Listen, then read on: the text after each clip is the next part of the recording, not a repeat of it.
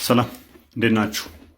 ዛሬ እስቲ ከቁርአን ድግምትን ማናስ ጀመረ፣ ሰይጣንስ በቁርአን ምን ቦታ አለው የሚለውን የምንመለከት ይሆናል። ምክንያቱም አንዴ ነካክተውናል።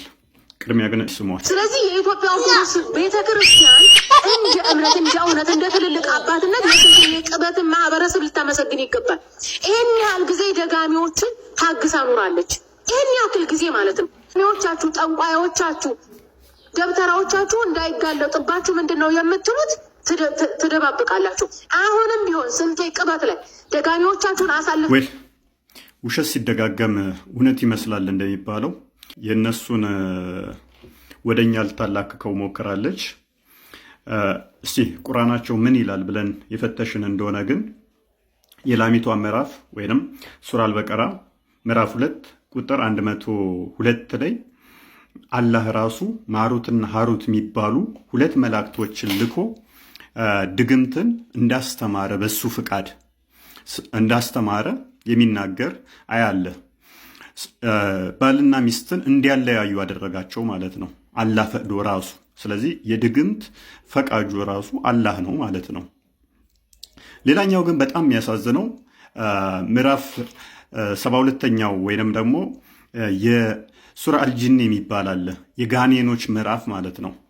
በእኛ ከመጽሐፍ ቅዱስ ላይ ከኦሪት ዘፍጥረት እስከ ዮሐንስ ራእይ ብትፈልጉ አንድ መጽሐፍ እንኳን የጂኒ መጽሐፍ ወይንም ደግሞ የጋኔን ምዕራፍ የሚባል የለም። አንዲት እንኳን ከመጽሐፍ ቅዱስ ላይ የጋኔን ምዕራፍ የሚባል ሊያመጡ አይችሉም። ድግምት ማለት በባህሪው አንድ ነገር ሲደጋገም ማለት ነው። ለምሳሌ በቤተ ክርስቲያን ውስጥ መዝሙረ ዳዊት ይደገማል። ያ ማለት ጸሎት ማለት ነው። አንዴ ተተጸለየ ችግር የለውም። ሁለተኛ ሲሆን ግን ተደገመ ይባላል። ሶስቴ ሲሆን በቃ ተደጋገመ ይባላል። ስለዚህ በቤተ ክርስቲያን ውስጥ ዳዊት ሊደገም ይችላል።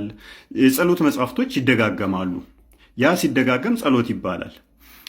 የሰይጣንን ስም መደጋገም ከሆነ ደግሞ እሱ ጥንቆላ ወይንም ድግምት ይባላል። ስለዚህ ሙስሊሞች ቁርአንን ደጋግመው በቃላታቸው እንደሚሉት ይናገራሉ።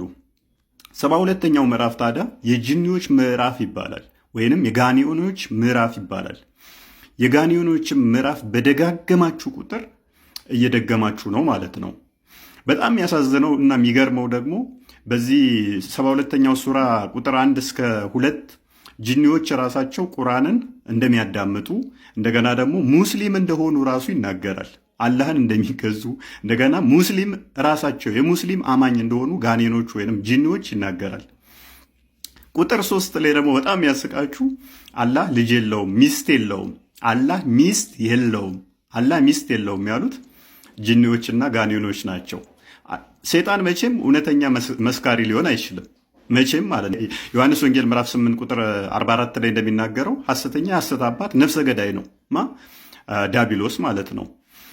ስለዚህ ጂኒዎች ወይንም ጋኔኖች አላህ ሚስት የለውም ልጅ የለውም ብለው የተናገሩት በዚህ ምዕራፍ ላይ ነው።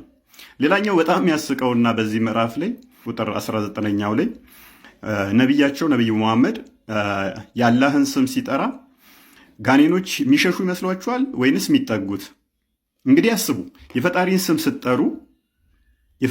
ስትጠሩ ነው ያልኳችሁ። ጋኔን ወይንም ጂኒ ወደ እናንተ ይቀርባል ወይንስ ይሸሻል? ይሄ ማንኛውም ጤናማ አይምሮ ያለው ሰው የፈጣሪውን ስም ሲጠራ ሴጣን እንደሚርቀው ጂኒ ሆነ ጋኔን ሆነ እንደሚሸሻው ነው የሚያውቀው። ነቢዩ መሐመድ ግን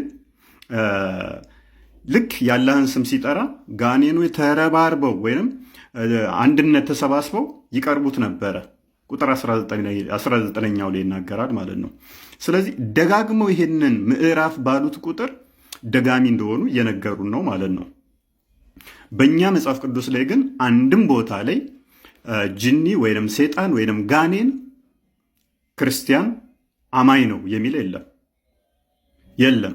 ወይንም ደግሞ ስለ ሰይጣን ወይንም ጋኔን የፈጣሪ መስካሪ ሊሆን አይችልም። ምክንያቱም ሐሰተኛ ስለሆነ ኢየሱስ ክርስቶስ ሰይጣንን ከሰዎች ላይ ሲያወጣ ራሱ ስለሱ ሲናገሩ አንተ የእግዚአብሔር ልጅ እውነተኛ እንደሆንክ እናውቃለን ምናምን ሲሉ ዝም በልና ውጣ እያለ ነበረ ሲያባረራቸው የነበረው። እዚህ የነሱ መጽሐፍ ላይ የነሱ ቁርአን ላይ ግን ጋኔንና ጂኒ መስካሪ ነው፣ አማኝ ሙስሊም ናቸው። እንደገና ደግሞ የአላህን ስም ሲጠሩ ሮጠው ወደ ነብያቸው እንደሚመጡ ወይም እንደሚቀርቡት ክፍሉ ይናገራል። ስለዚህ ድግምት ማለት አንድን ነገር የሰይጣንን ስም ደጋግሞ መጥራት ከሆነ ይህንን ምዕራፍ ደጋግማችሁ ባላችሁ ቁጥር እየደገማችሁ እንደሆነ ልብ ልትሉት ይገባል። ሙስሊሞች ወንድሞቻችን ናቸው።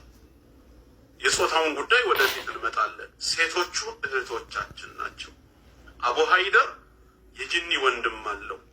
አቡ ሀይደር የጂኒ እህት አለ።